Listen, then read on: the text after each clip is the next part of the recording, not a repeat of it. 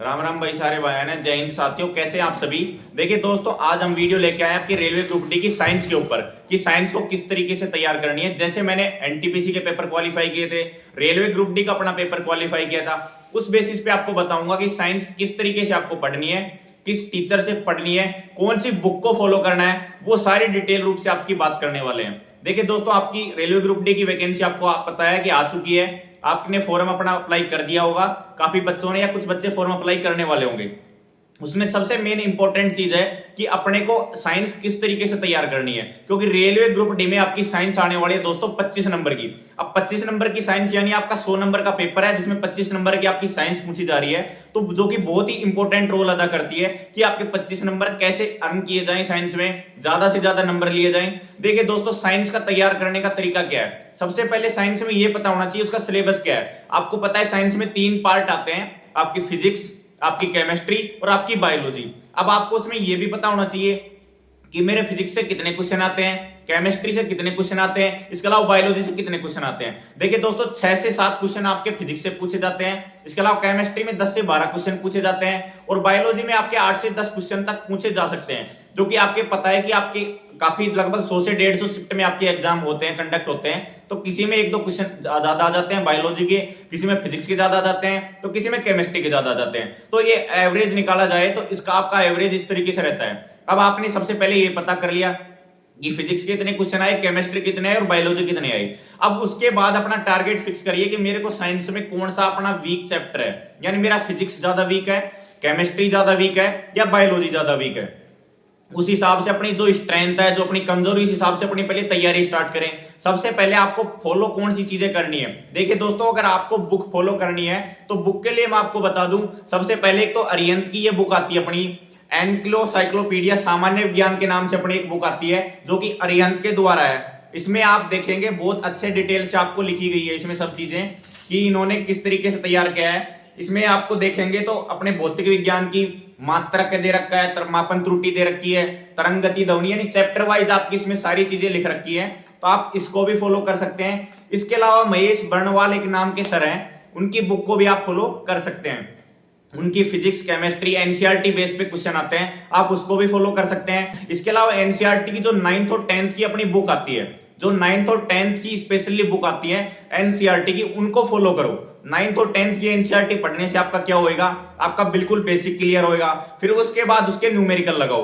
Basic और numerical clear करने से आप एनसीईआरटी पढ़ लेंगे। एनसीईआरटी पढ़ने के बाद जो अपनी ये एनसाइक्लोपीडिया मैंने आपको बताया अरिहंत की, जो सामान्य विज्ञान की बुक है, इसके अलावा ब्लूसेंट से भी फॉलो करते हैं, कुछ बच्चे स्पीडी बुक को भी फॉलो करते हैं। अगर उनसे आप पढ़ेंगे, एक बार एनसीईआरटी का आपने रिवीजन कर लिया। अगर आप एनसीईआरटी को 9th-10th की एनसीईआरटी नहीं पढ़ सकते तो इसके अलावा एसके झा सर ने भी अपनी सामान्य विज्ञान की एनसीईआरटी के बेसिस पे एक निकाली अपनी बुक, उस बुक को भी आप फॉलो कर सकते हैं। तो 3-4 बुक मैंने आपको बताई है। अरिहंत की बुक को फॉलो कर सकते हैं, महेश बर्णवाल की बुक को फॉलो कर सकते हैं, इसके अलावा एसके झा सर ने जो एनसीईआरटी की पूरी डिटेल बुक बनाई है उसको भी आप फॉलो कर सकते हैं। अब उसमें सबसे पहले अपने फिजिक्स, केमिस्ट्री, बायोलॉजी वाइज अपने क्वेश्चन लगाओ। सबसे पहले आपको फिजिक्स कंप्लीट करनी है, सबसे पहले एक टॉपिक कंप्लीट करो फिजिक्स का, फिर उसको बायोलॉजी को कंप्लीट करो, फिर ऐसे केमिस्ट्री को कंप्लीट करो। अब आपको पता है सबसे ज्यादा इसमें बायोलॉजी पूछी जाती है, तो बायोलॉजी पे विशेष फोकस करने की ज्यादा जरूरत है। फिर केमिस्ट्री के ज्यादा क्वेश्चन पूछे जाते हैं, और फिर आपके फिजिक्स के उससे भी कम क्वेश्चन पूछे जाते हैं। तो इस तरीके से आपको अपनी फिजिक्स, केमिस्ट्री, बायोलॉजी आपको तैयार करनी है। अब दोस्तों बात कर रहे हैं कि आप फ्री में यूट्यूब से कहां पढ़ सकते हैं। तो देखिए दोस्तों, उसके लिए मैंने 3-4 टीचर की आपके लिए लिस्ट बनाई है कि आप किस टीचर को कहां से फॉलो कर सकते हैं। देखिए दोस्तों, एक साइंस मैग्नेट के नाम से चैनल है, जो नीरज सर पढ़ाते हैं, वो रेलवे ग्रुप डी के बच्चों के लिए बहुत ही अच्छी हेल्पफुल रहेगी। तो आप साइंस मैग्नेट के नाम से यूट्यूब पे चैनल सर्च करना, नीरज सर काफी अच्छी साइंस पढ़ाते हैं, आपके रेलवे ग्रुप डी के लिए काफी सफिशिएंट रहेगी।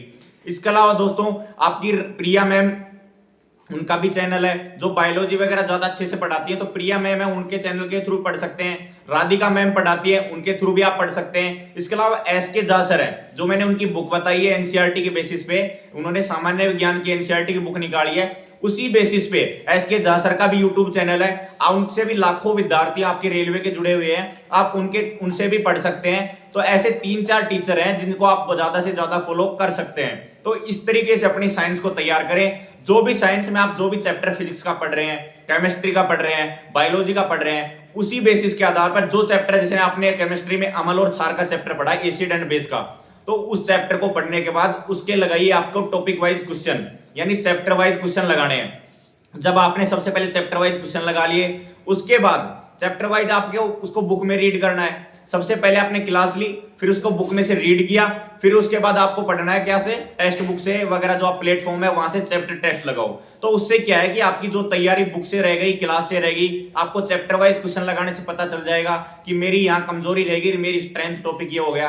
तो इस तरीके से अपने जो भी टॉपिक पढ़ते जा रहे हैं उनको बुक से पढ़ते रहिए साथ साथ में क्लास लेने के बाद, और क्लास लेने के बाद आप उसकी टेस्ट वगैरह लगाइए। तो ये जिस तरीके से आप अगर साइंस को फॉलो करेंगे तो आपकी वाकई साइंस बहुत अच्छी हो जाएगी। जय हिंद साथियों।